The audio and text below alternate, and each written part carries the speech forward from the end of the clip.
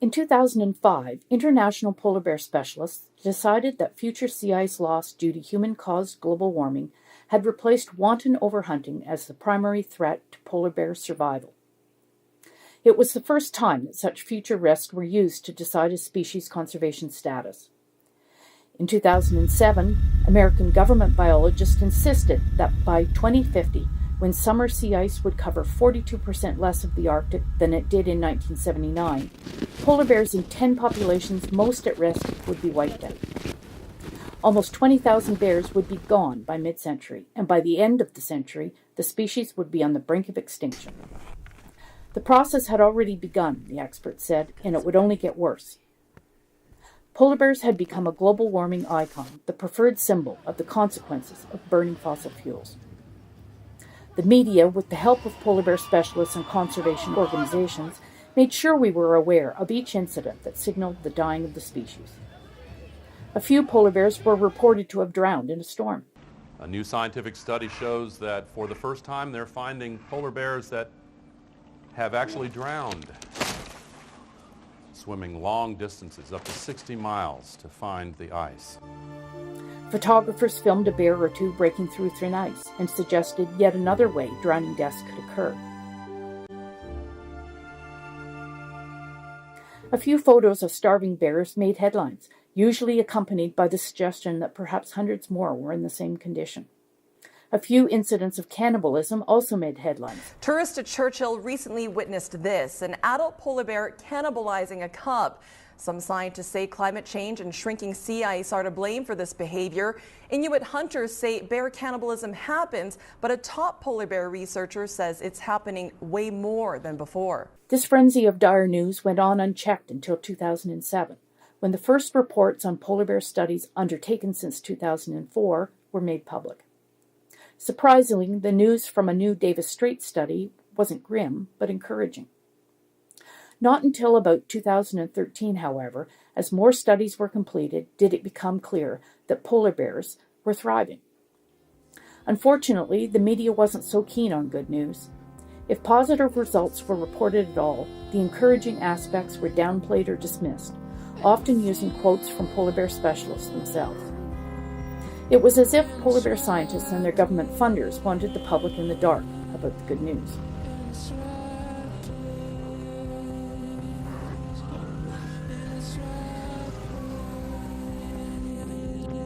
As the Arctic melts, the rush to exploit its resources is starting. Nobody will listen to her, but they'll listen to you.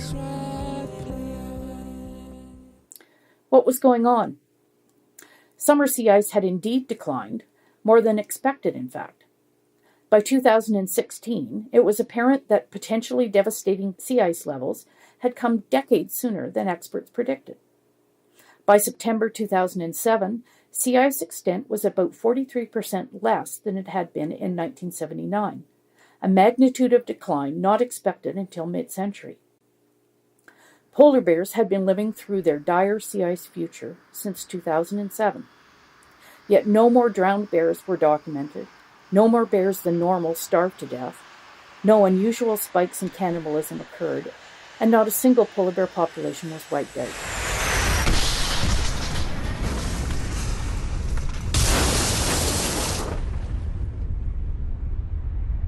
By 2015, new studies showed that several populations once thought to be declining had increased in size or remained stable.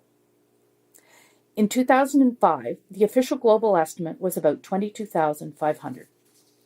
By 2015, it had risen to about 26,500, but only part of that was a real increase. By early 2017, the results of 2 studies of bears in high-risk regions were made public. Polar bear numbers in one half of the Barents Sea had increased by 42% between 2004 and 2015, suggesting the entire population grew by about 1,100, an increase not included in the official global estimate. A survey of Baffin Bay bears, completed in 2013, showed that the population had not declined by 25% as expected, but increased by 36%. Adding about 750 more bears to the global total. The formerly small population in Cane Basin more than doubled. Now we know that between 2005 and 2015, the estimated size of populations in the two ecoregions that experts thought would be wiped out by years of low summer sea ice had grown by more than 3,000. The global average had risen to almost 30,000 bears, far and away the highest estimate in more than 50 years. So why did the models devised by polar bear experts get it so wrong? First, it appears that sea ice conditions and food abundance in early spring have been very good for polar bears, despite the decline in summer ice extent. Polar bears consume 8 months' worth of food during early spring, which makes it the critical feeding period. Second, it appears the experts assumed that when summer sea ice was present, polar bears ate more seals than they actually do. Adult bearded and harp seals are virtually the only seals that rest on the ice from about mid-May to October, because most ring seals, the primary prey species of polar bears, have left the ice to feed. Broken pack ice in summer leaves these adult seals many escape routes, which means most polar bears eat very little over the summer, whether they spend those months on the sea ice or on shore. It turns out summer is not a critical feeding season for polar bears. Lastly, seal pups in many areas are more abundant than they were in the 1980s. Less summer ice in the Chukchi Sea, for example, has meant more ring seal pups in spring for polar bears to eat because these seals do most of their feeding in open water. In short, the claim that summer sea ice is essential habitat for polar bears has been scuttled by their continued health through years of low ice coverage. Evidence does not support the claim that loss of summer sea ice, regardless of the cause, is a major risk for polar bear survival. Polar bear specialists vastly underestimated the resilience of polar bears when they modeled future survival, and many of the assumptions they made were wrong. Thriving polar bear populations have exposed the hubris behind global warming's most beloved icon, and the plight of the polar bears has become an international joke.